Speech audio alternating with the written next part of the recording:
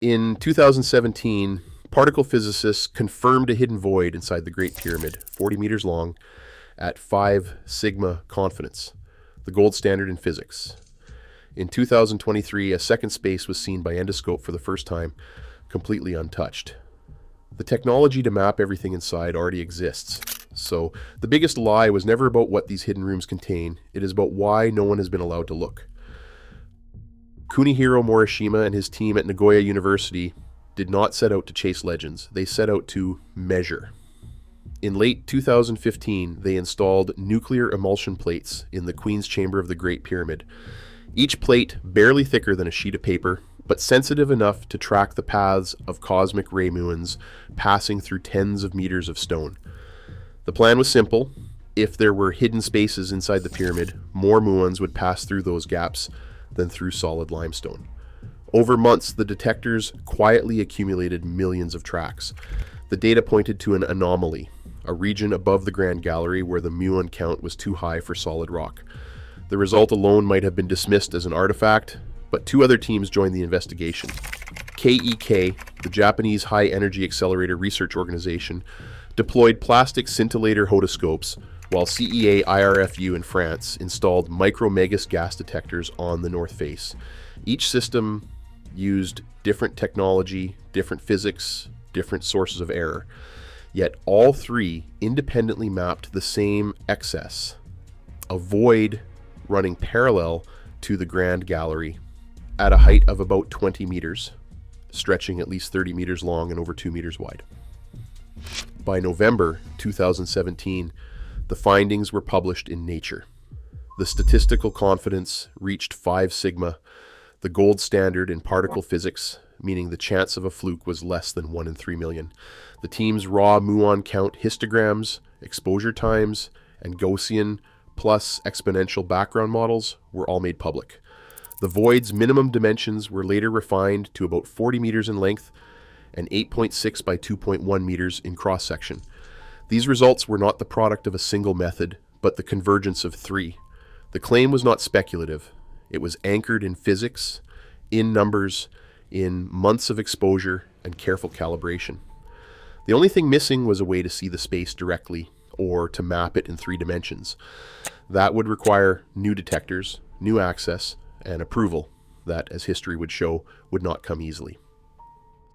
Sébastien Procureur's team faced a challenge that had stymied generations: how to turn a muon anomaly into something you could actually see. In March 2023, they did just that. Using a fiber optic endoscope just 5 millimeters wide, the team threaded the camera through a natural joint behind the north face chevron blocks of the Great Pyramid. For the first time, a hidden space inside Khufu's monument was not just a ghost in the data, it was visible, in color, on screen. The corridor they revealed runs 9.06 meters long, 2.02 meters wide, and 2.18 meters high. Its ceiling rises in a gabled vault, the limestone blocks fitted with the same precision seen in the Grand Gallery. The walls show parallel tool marks, evidence of ancient masons at work. The floor is uneven, littered with loose stone chips, and there are no signs of later disturbance, no artifacts, no graffiti, not even a footprint.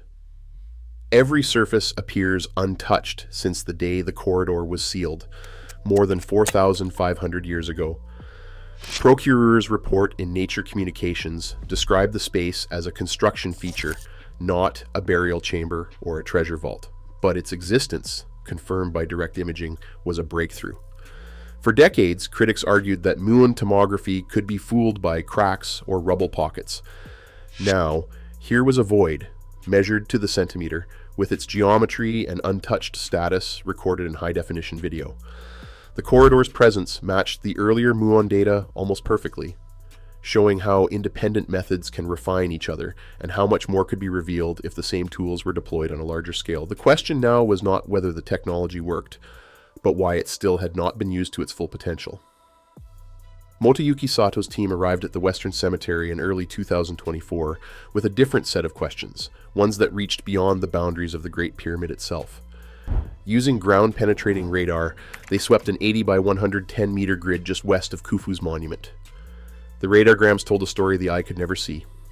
A crisp L-shaped reflection, about 10 by 15 meters in area, sat less than 2 meters below the surface. The amplitude and shape of the signal did not match any natural layering or known mastaba. Instead, it suggested a deliberate, sand-filled void, its edges too regular for chance. But the real surprise lay deeper.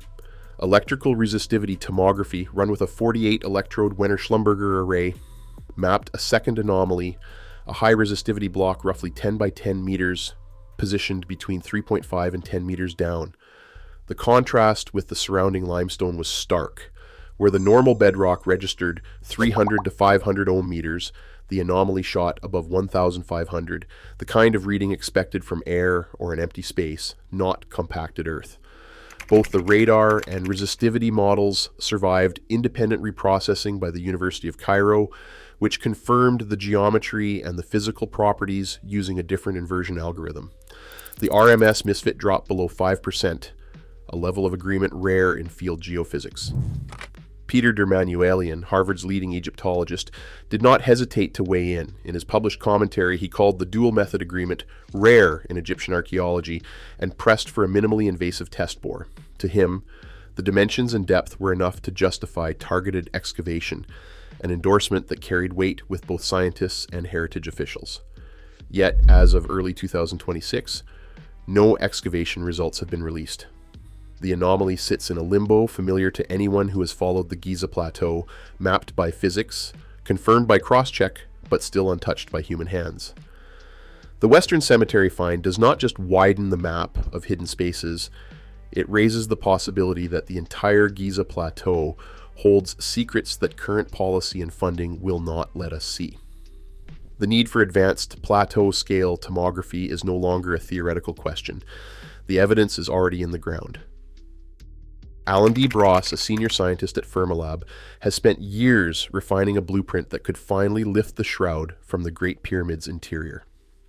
His plan, known as Exploring the Great Pyramid, isn't just another upgrade, it is a leap in capability.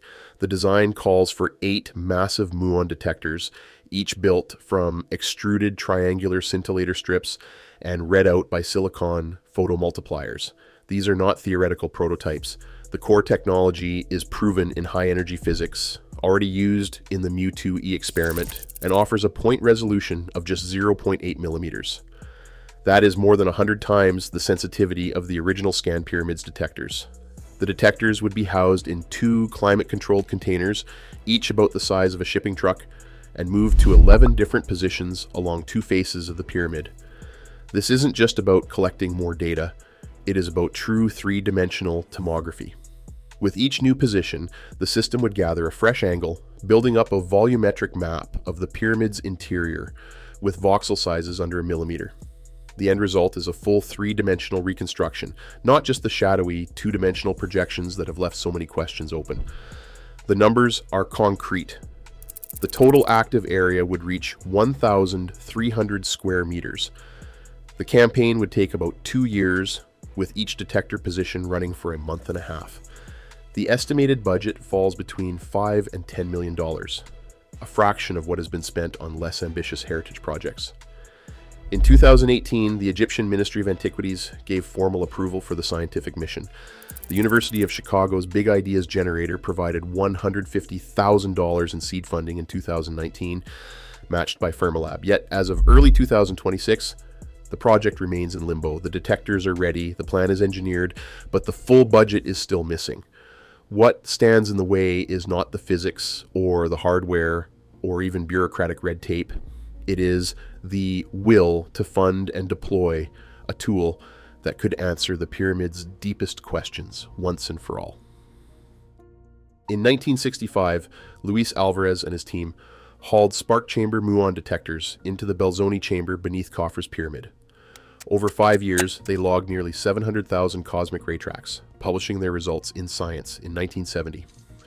The experiment found no secret chambers, but it triggered something else, the first formal requirement that any large-scale physics work inside Egypt's pyramids would need explicit state approval. The Ministry of Antiquities introduced a research permit clause, tying access to official oversight, a framework still in place today. 30 years later, Rudolf Gantenbrink's Upuote 2 robot crawled up the Queen's chamber shaft in Khufu's pyramid, broadcasting live images of a limestone block fitted with copper clamps. The footage made headlines, but Egyptian authorities quickly imposed a moratorium on robotic entry, citing preservation and the impact of electronics on the monument's microclimate. The ban lasted until 1999, and when it was lifted, new projects faced tighter controls and a multi-step approval process. These early episodes did not just set technical milestones, they wrote the rulebook for every scientific intrusion that followed. In 2002, Zahi Hawass authorized a robotic drill to pierce the Queen's chamber shaft, broadcast live by the BBC. The drill struck a second stone just 18 centimeters in, confirming the dual seal theory. Hawass called it vital for understanding ancient engineering, but soon after, Egypt's new policy demanded non-invasive methods first, making drilling a last resort. In 2011, Rob Richardson's Jedi project used a fiber optic camera to reveal untouched red paint, earning official praise for its restraint. Yet, each breakthrough brought tighter controls and more bureaucracy. When Scan Pyramids announced the Big Void in 2017, Hawass dismissed it as irrelevant. 6 years later, after a corridor was found, he reversed course, calling it a major discovery. The science stayed the same, only the permissions changed. Today, physics can see through 40 meters of stone, yet the doors stay closed, not for lack of science, but for lack of permission. The real barrier is not ancient mystery. It is institutional caution. As technology races ahead, the world's most iconic monument waits on a decision no scanner can force. What would you unlock?